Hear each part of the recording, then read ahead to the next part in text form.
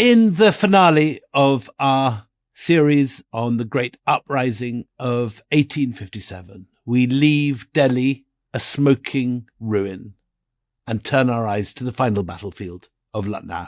And this was once a centre of luxury, of poetry, of beauty, of art. And now it is a city of corpses, blood and despair, under siege from the rebels. But the Scottish general, the brutal Scottish general, Lord Clyde, is marching up to the city to stamp out the final fire of rebellion. And you know, this is a red line in Indian history where the East India Company falls, the British Raj takes over. And this is an entirely different grip on the Indian subcontinent. India will change forever. Hello and welcome to Empire with me, Anita Anand. And me, William Drumple. Now, this is our series finale of our Empire special on the 1857 uprising. So we are going to turn our attention back to a place where we started, the glittering domed capital of Lucknow, the city of poets, of courtesans, of music, of art. It is now, though, a city of corpses. And if Delhi was the political heart of the rebellion, Anita, Lucknow, you could say, really, is its soul. In Delhi, the sepoys were fighting for an old king, but in Lucknow, the entire population of Awadh, from the great Talukdar landlords to the peasants, rise up in what one of our guests for a future bonus, Rudrangshu Mukherjee, the great expert on the rebellion in Lucknow, has famously called a peasant war. So let me just remind you, we last looked at Lucknow when the British were trapped in the Residency. So the date was September 1857. You had the generals Havelock and Outram, who have finally fought their way in. It is, celebrated in Victorian law as the first relief of Lucknow. But, I mean, relief isn't really the word that comes to mind, is it, William? Far from it. It wasn't at all. It was a bit of a cock-up because they fought their way in through these narrow streets, losing hundreds of men, only to realise that they didn't have enough force to evacuate the women and children at all. And so all they'd done was add extra mouths to the defenders while the rebels closed the ring around them. So inside this 6-acre site of the Residency of Lucknow, which is still sort of preserved as a memorial for the Brits, a sacred site that every visitor to India used to visit, but today now rather a neglected landmark just outside the main thoroughfares of Lucknow. Inside that 6-acre ruin, the situation is now incredibly desperate. There's 2,000 soldiers, 1,000 civilians, surrounded by an entire province in arms, and everyone is with the rebels. No one wants the British to survive. Everyone wants to see the British driven out and expelled forever. It is as if they are in a pressure cooker and someone's just turned up the heat, basically, around them. And if you do read Rudrangshu Mukherjee's work, I just point you towards his Awadh and Revolt, because what he argues, Willie, and I'd love to know your take on this, is that Lucknow was fundamentally different from anywhere else in India. We talked about Delhi in the last episode. But this place was the one that the British would struggle with the most. And why was that? Why was it so different? That's absolutely correct assessment. And what's interesting about 1857 when you study is that it's different in different places. Lucknow is one thing where you get the entire population up in arms. Delhi is much more fractured because these are not local boys. They've come in from outside. Everyone in Delhi regards them as sort of uncouth provincials. It's like sort of mud-booted Yorkshire farmers walking into Virginia Woolf's Bloomsbury or something. These guys are definitely outsiders. And Ghalib thinks them as sort of a peasant rabble. Mm-hmm. But you get other rebellions too. You get, for example, there's a Santal rebellion. You get these sort of tribal rebellions in remote areas. You get various rural uprisings in the countryside. So the old exam question that every historian of India has had to answer at some point, is it an uprising? Is it a mutiny? It's both and more. It's also a tribal rebellion. It's also a class rebellion. It's a revolution. It's all sorts of different things put together. But Lucknow is unique. It's a mass movement. Everybody's in it, in it. Everyone is it. for it, though, right. exactly. And that's not necessarily the case elsewhere. That is fascinating. And I think, I'll quote Mukherjee again, and I know we are going to talk to him in a bonus episode, but, he says the sepoys weren't just soldiers, they were peasants in uniform, and their grievances were personal, from their home villages. So somebody could be fighting because their taxes were too high. Another person could be fighting because they were, insulted. Another could be fighting for the glory of other. These reasons were complicated, but they were united as a people. And so, you've got the British huddled in that residency with a sea of rebellion lapping at the walls and holding the rebellion together with all of these disparate groups, which is not an easy thing to do, as we found out in Delhi, with all of these groups that aren't listening to each other, aren't talking to each other. They hold together a bit better here because of one woman. I like a powerful woman. You certainly do. This is one of your key girls, this one. I do. Begum Hazrat Mahal was her name.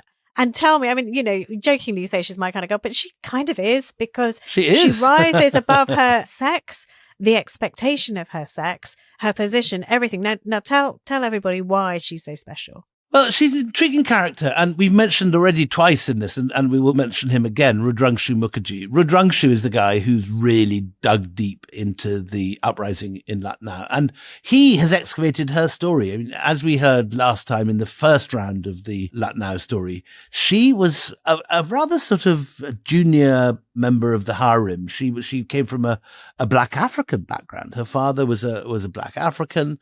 She got left behind when Wajid Ali Shah was exiled to Calcutta, but that turned out to be a reason for promotion, in a sense, when the city rises up in 1857, because she's got the only male child, Burgess Qadr, Wajid Ali Shah's only son in the city. So she rises up now and becomes really the soul of the resistance. I love the fact that you called her the soul of the resistance. And the reason she is the soul of the resistance is because she is clever. I mean, she's cleverer than a lot of the men around her.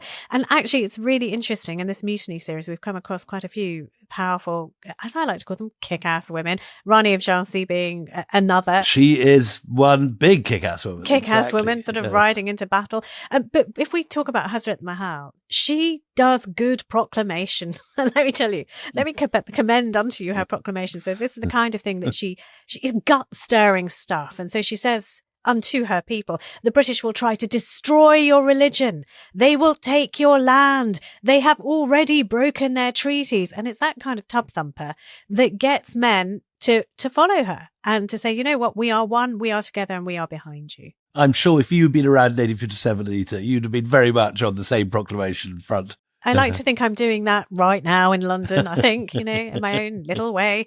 Yeah, give me a revolution. I'm all there. The Hazrat Mahal of Gulhaga podcasts. That's yes, okay, I'll take it. So, I mean, she manages, Willie, to keep the talukdars, the great landlords, the ones who never hear the word no, frankly, on side. I mean, she gets them to fight with her. Tell me more about that, because it's great. So she creates a coalition. I mean, what's interesting is that this woman who is almost invisible in the records before 1857 becomes the symbol of resistance against the British in Lucknow during the uprising. And it's the fate of Lucknow to be the last stand of this rebellion. As we've seen, poor old Rani of Jhansi has been hunted down and killed and her body cremated. As we saw in the last episode, Delhi has fallen and the Mughals are now in prison. We'll have yet to see the trial of Zafar, but we'll come to that before too long. And Lucknow is the last centre of resistance. And what you see in the autumn of 1857 is the arrival first of the rebels of Delhi, driven out of Delhi by the assault on Kashmiri Gate that we dealt with in the last episode. Are they the ones driven out, Willie, or are they the ones who just took off and left during the eclipse? I mean, I often wonder what they tell their children, the ones who took off. Well, I think probably a bit of everyone that wasn't killed, that hadn't got anywhere else to go. And so right.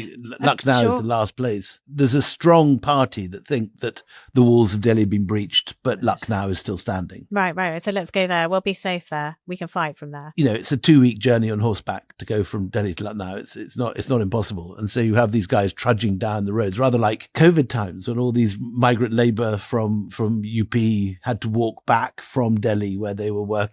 There's a similar sort of scene. All these guys filling the roads, wounded, roughshod, thirsty in this heat.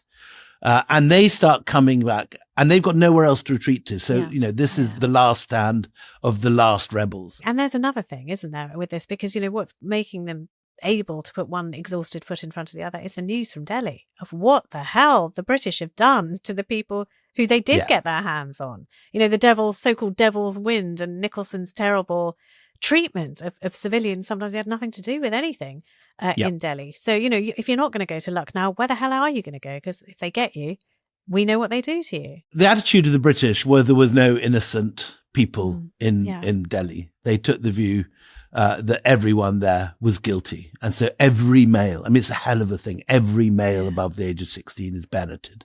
The streets are literally filled, jam-clogged with corpses, one over each other. So anyone that's gone out is making it to Lucknow, and they don't have long to relax there, because a month and a half later, Sir Colin Campbell, who is this fascinating character, a Glasgow carpenter's son who has risen through the ranks due to his military talent. He's now 65, a veteran of the Peninsular War, the 2 Opium Wars we've dealt with in our Opium War series, the Crimea. And he is both a military genius, but also someone who's incredibly cautious. He's a kind of cross between Nicholson and Archdale Wilson, if you like. He's the sort of 2 in 1. Can I tell them all his nickname? I love his nickname. Can I tell them his nickname? Because we have this thing. So every mother tells her child when they don't want the child to do anything, "Khabardar," which is "don't you dare," or "you better take care." And that he gets that nickname, Old Khabardar, because they say he never takes a risk, and he didn't have to. Just don't even risk it. So that's his nickname, Colin Campbell. And he has a very different army with him as well. It's not the East India Company army anymore.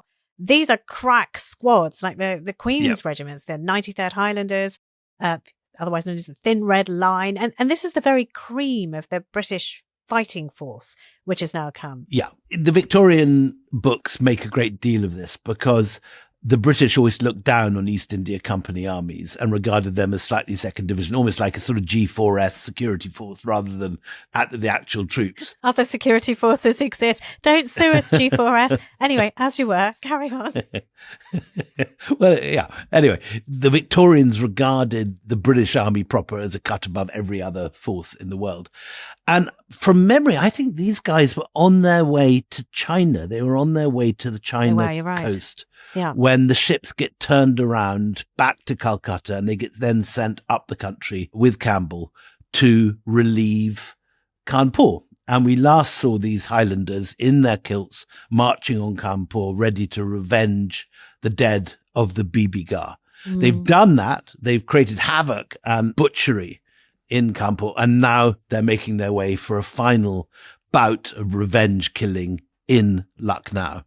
But Campbell is clever. He's canny. He's a canny Scot. And he knew how in the previous attempt to relieve Lucknow, they just marched through the middle and lost half their force, because this is, Lucknow with narrow lanes is a perfect guerrilla fighting territory. Snipers and windows can just take out any of these guys as they stroll in their kilts through the streets. So Campbell avoids the narrow streets, and he goes a long way around. He goes through the parks and palaces. He reconnoiters very successfully, and he uses a very clever method of blasting his way through the outer defences like Shah Najaf and Sikandar Bagh, through the gardens, and he makes it, if you like, 3/4 of the way round the city and comes into the residency from the rear. And one of the great slaughters of the entire mutiny. We saw the great slaughter in Delhi in the last episode once Nicholson and the other troops have burst into Kashmiri Gate.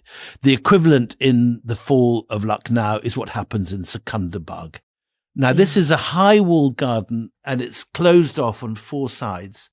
And what Campbell does is he just blows a hole in one tiny bit of the wall. It's not a big hole. It's a small breach. Exactly. It's not huge at all. What, 3 feet square we're talking? Exactly. It's and these tiny. guys in their kilts have to clamber through it. Yeah. But there's no way out because of this for the rebels inside. And so once the Highlanders have clambered into Sikandar Bagh, they just get their bayonets out and they kill every single one of the troops in this enclosed space. I remember reading about this and the rocket fuel that these troops were on. I mean, apart from the fact they've got through a tiny little entrance, so there's no way out for them either, is that they have, they're screaming at the top of their voice, remember Kanpur, remember Delhi.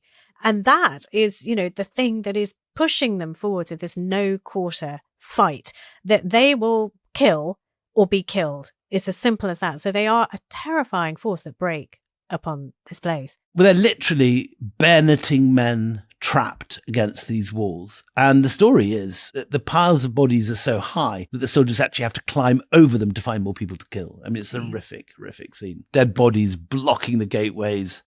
Anyway, after this, Campbell, by this odd route, which avoids his troops coming into much direct danger themselves, reaches the residency. And unlike the previous attempt by Neil, he evacuates the civilians and the garrisons.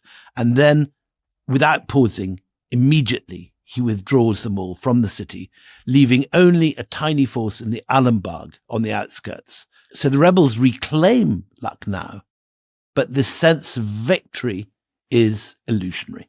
It's not going to last very long, is it? Because they're not going to leave it now that they know they can take it. So it's just, tick, tick, tick of time. And at this point, I want to introduce somebody we've talked about before on this podcast who we, respect hugely. A man called William Howard Russell, probably, I would say, the first war correspondent. He wrote for the Times. He was a man who had a conscience. He was a man who could admit when he'd got something wrong. He'd come with one state of mind and it could be changed because of the evidence of his eyes. So Russell is there on the scene. And this is one of those moments where you see him doing a 180 degrees and changing his mind about what the hell is going on here under the flag that he worships. What does he see? So Russell is disgusted by what he sees the Brits up to. And what's fascinating is that the British have been fed in their news up to now, particularly in the Illustrated London News, which is the most read magazine and which has been covering this in a very jingoistic fashion. And the British had just been told that the Indians are these savages who go around raping Indian women and that genocide is too good for them is really the message. And this is heard in London, and even someone like Dickens. Dickens is always the person that sticks in my mind because he's someone who's, usually on the side of the oppressed, the minorities, the underdogs. He's vile about this, yeah. He's vile. He says, delete Delhi.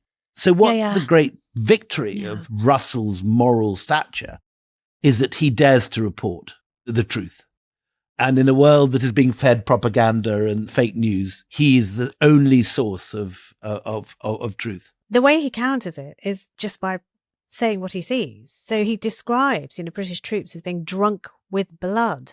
He sees them doing things which are unconscionably inhumane, breaking every rule of, not gentlemanly conduct, but warfare, the conduct of warfare. And at one point he asks, and this is a very famous quote from Russell, is this a war or is it a series of executions? And all of this is sort of, starting to filter out. But the final act for Lucknow is yet to come. You remember we just said a little while ago, the rebels managed to take back the city because the British withdraw, but it's not for very long because in the spring of 1858, Campbell, of course, comes back, and he comes back with 31,000 men this time, 31,000 men, and I think something in the order of 160 plus heavy guns. It is the largest army ever assembled by the British in India. And just mad. And the rebels, remember, are led by Begum Hazrat Mahal, this extraordinary woman. And she has somebody else by her side who we've not really mentioned. And he is a holy man. Tell us who's right at her shoulder at this point. So the Maulvi of Kaiserbagh is in many ways the Begum's rival. At the early part of the uprising, before the Begum had really established herself as the sole voice of the rebels in Lucknow, the Maulvi had rather fancied himself for that position too. And he's one of these sort of jihadi Maulvis that we talked about in the last episode. There is the language of jihad is very much on the lips of many of the rebels at this time. And reading it today, obviously, we read it after we're used to hearing it on the lips of Al-Qaeda and ISIS and so on. The words jihad and Ghazi leap out of the pages of the primary sources in a way that perhaps they didn't to someone writing this in the 50s or the 60s or the 40s. Anyway, the Maulvi is very much of that persuasion. And now working alongside his former rival, the Begum Hazrat Mahal, they know that they are the last stand of the uprising. They know the British are going to come back.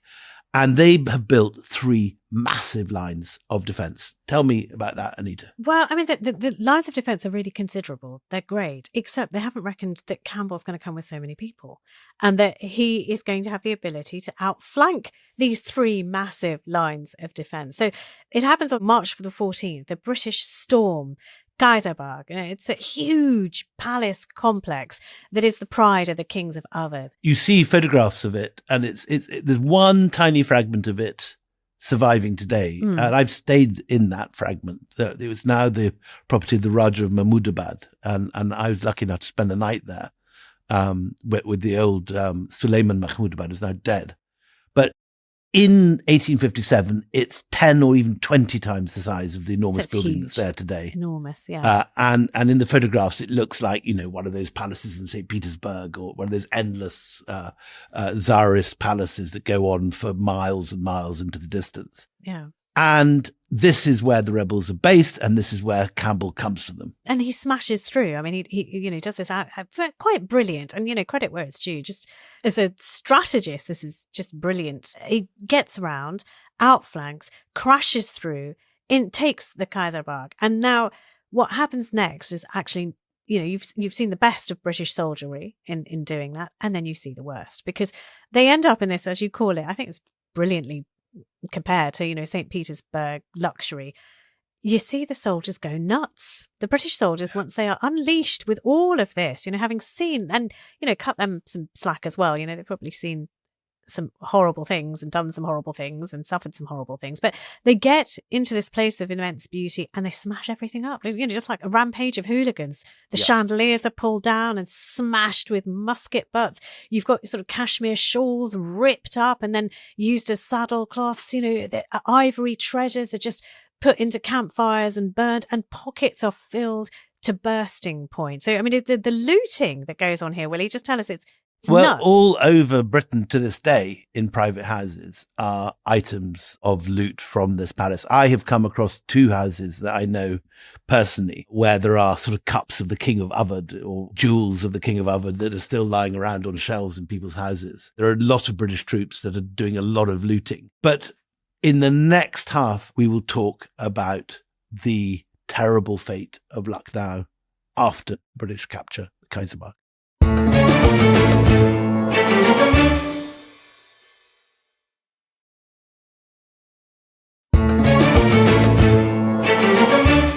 Welcome back. So the fate of Lucknow hangs in the balance now. And if you think about what they did to the palace, it's not looking good, is it? And if you read Rudhanshu Mukherjee, who we keep quoting because he's done sort of, the most amount of work on this, he describes what happens next as herbicide. So not genocide, but herbicide, the killing of a city, its people, its spirit, basically wiping it off the map. And that's what they do. Yeah, I mean, they plan to do the same in Delhi. And the fact that the Red Fort survives more or less intact. About half the internal buildings of the Red Fort were destroyed. And there were plans to destroy all of it, plus to level the Jama Masjid and build a Gothic cathedral. Now, that didn't happen in Delhi because John Lawrence turns up to the Punjab. And we have to thank Lawrence for the survival of the Red Fort and the survival of the Jama Masjid. Otherwise, we'd have some hideous Victorian cathedral where that beautiful Mughal mosque remains today. But no one intervened in Lucknow, and about 4/5 of the city is just wiped out. Today, there's a little bit of Kaiserbagh, there's a couple of pavilions, there's lots of tombs, but you have to go to the old photographs. Lucknow was very well photographed before and during this destruction, and there's a great photographer called Beato, who was of Italian extraction, who photographs Lucknow just before this herbicide, just before they completely destroy. Imagine St. Petersburg. That's the kind of landscape you have to think of. Or Paris. You know, something beautiful like Paris, and then you say, right, Paris will be no more, and you sort of crash through the boulevards and you recreate them. You know, this is you're going to wipe off every semblance of its past, its history. Can you remember that quote we had when we started when we first talked about Lucknow in an earlier episode? He says, you know, not Paris, not Rome, not Constantinople. Lucknow is the most magnificent. And no one has told me this. He's irritated because he's been told these people are savages. And he turns up and finds this unbelievable magnificence. And then he sees it destroyed in front of his eyes. It's one of the great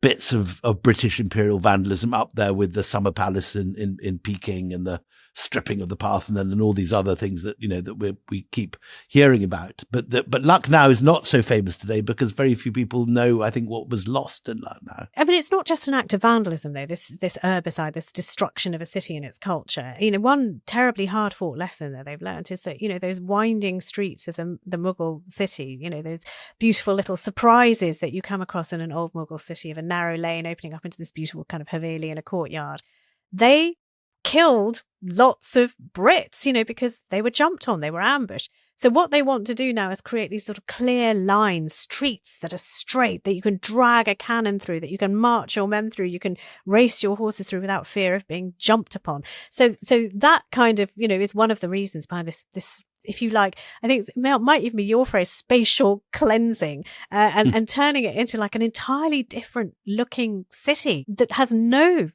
past, that has no roots in this very rich, beautiful culture. And you say it goes even further than that, Willie, because, you know, the poets are silenced and there's no more music. And it's like everything that ever made Lucknow what it was has gone, completely gone after the British do what they need to do. Now, at the same time that they are dynamiting the Kaiserbagh and destroying one of the great urban landscapes of the 19th century and 18th century, the British are putting on trial the last Mughal emperor. Bahadur Shah Zafar, who we met at the beginning of this series as this multilingual poet who had created this extraordinary renaissance of Urdu poetry and turned Delhi into one of the most cultured cities of his time, despite having almost no budget. He has surrendered to the British. And at the same time that Lucknow is being destroyed in revenge for what Lucknow did to the British, the British are putting Zafar on trial, blaming him. This is an 82-year-old man. He's basically senile now. He's seen all his sons shot in front of him or hung or dragged away and their naked bodies thrown in the Kotwal. And there is a show trial when Zafar is accused of being personally the spider at the center of the web, of being at the center of what is made out by the prosecutor to be an international Muslim conspiracy stretching to Mecca and Iran. And this is complete historical nonsense. As we know, the uprising started largely in the East India Company's own army, when it's largely Brahmin and upper caste troops refused to touch this cartridge. And he can't be killed because Hudson has promised him his life when he surrendered. And so the worst that the British can do is to exile him.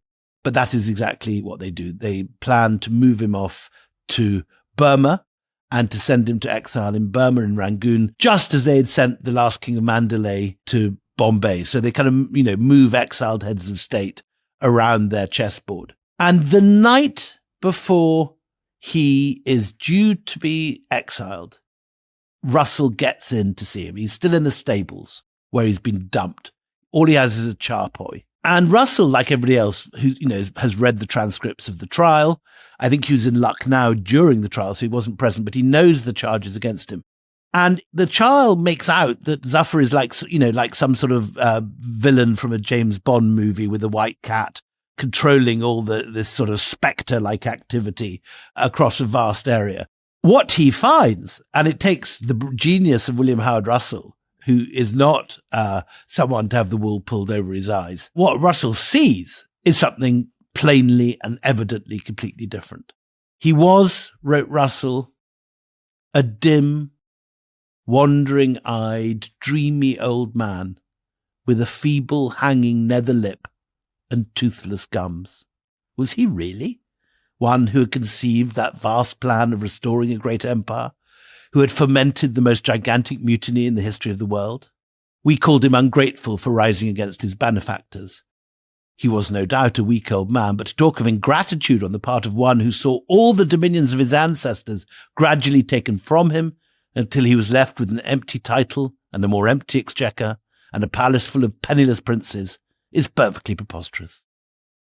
And this is an important point, incidentally. I just break in here to say that until 1832, the British had actually had Fidvi Shah Alam, the vassal of Shah Alam, on their own coins. They were the vassals of the Mughals. That was their official position. So now to charge him with treachery against them is to just invert it. They are the vassal. Zafar cannot be disloyal to them. They're the ones who are disloyal to him.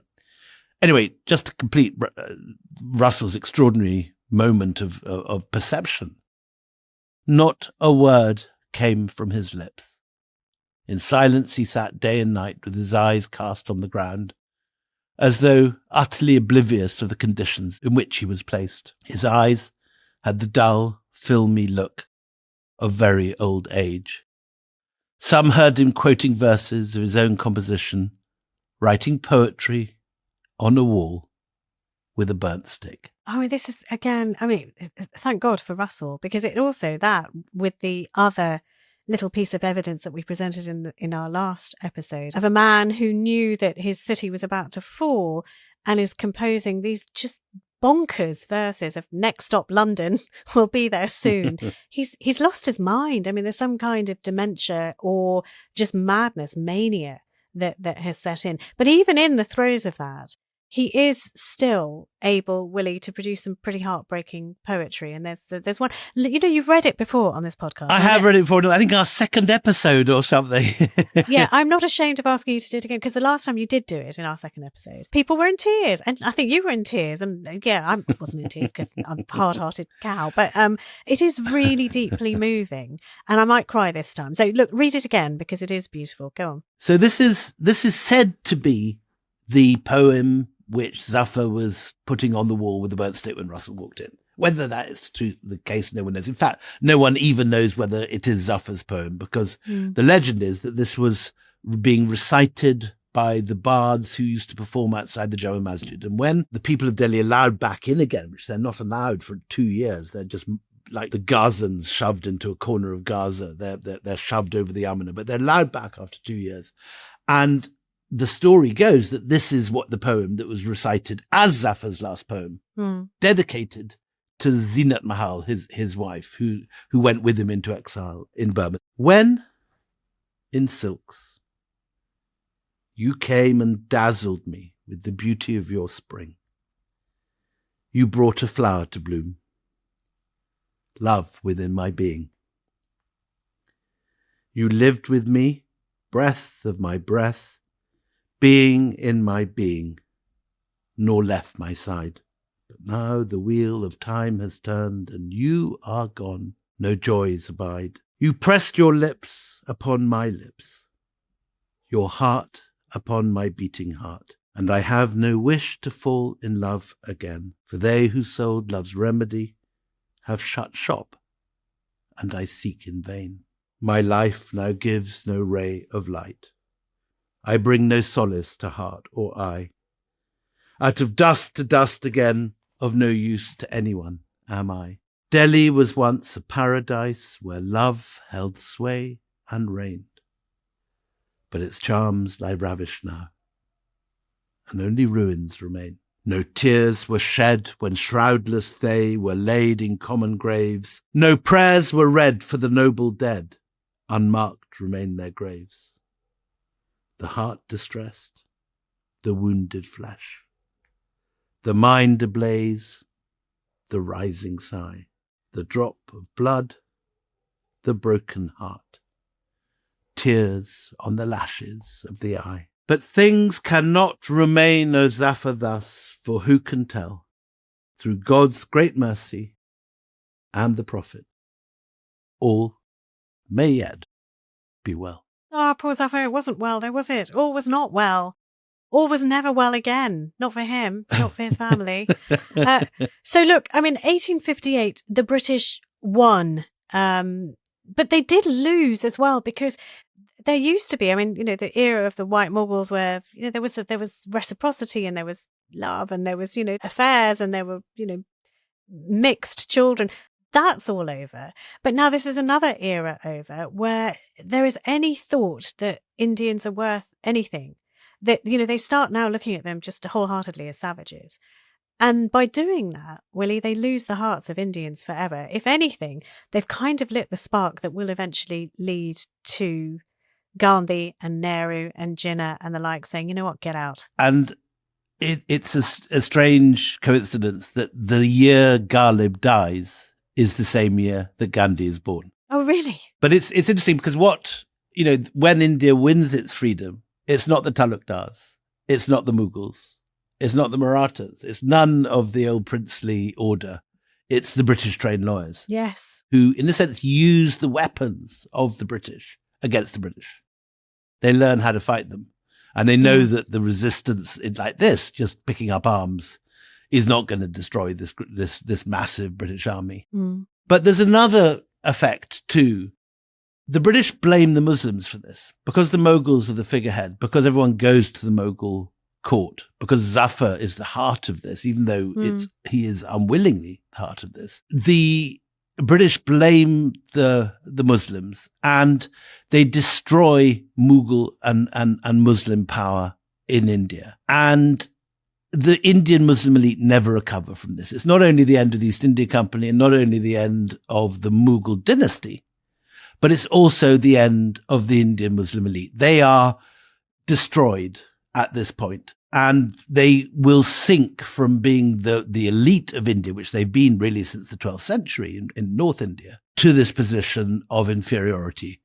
In Delhi, it is the Hindu banking classes that buy up the city, that take over the ruins which are left gutted by the city. And the Muslims don't quite know what to do. There's two different approaches. You find on one hand a figure like Sir Syed Ahmad Khan looking to the West and believing that Indian Muslims can only revive their fortunes by embracing Western learning. And he starts a university in Aligarh, which still survives, and trying to encourage Westernization of Indian Muslims. But the other approach, and this is the one in the sense that we are more familiar with, is that the Muslim elite rejects the West and turns against it. And the old Madrasa-e-Rahmiya, which was the main madrasa in the center of Delhi, destroyed at this point, reforms in a place called Deoband in the years after this. And it's out of the Deobandi madrasas as recently as the 1980s that the Taliban emerge. And the Taliban provide the shelter for Al-Qaeda, and it is Al-Qaeda out of this world that comes in 9/11 and attacks the West. So you can see not just, in a sense, the divide between Hindu and Muslim in partition, not just the difference between the old feudal order and the new order which arrives, part of Gandhi and Nehru, but you also see the despair of the Muslim world, which leads to the growth of Islamism and ISIS in our own day. Do you know, it's funny you should say that, because it is our next two-parter. I mean, it's the Iranian Revolution, a theocracy based on Islam and the rejection of the West that's coming up next. And we have a brilliant guest to do that. It's Scott Anderson. He's a veteran war correspondent, author of a brilliant book on the Iranian Revolution. So look, join us for that mini-series too. Willie, thank you. I mean, you write beautifully, you recite poetry beautifully. I didn't cry again, but that's my failing, not yours. I'm going to think about what I've done. I had such fun rereading. You don't normally get to reread your books from 20 years ago. And The Last Mughal, which was a book I enjoyed writing more than I think any other book I've ever written. Very much enjoyed it. Listen, till the next time we meet, it's goodbye from me, Anita Anand. And goodbye from me, William Dalrymple.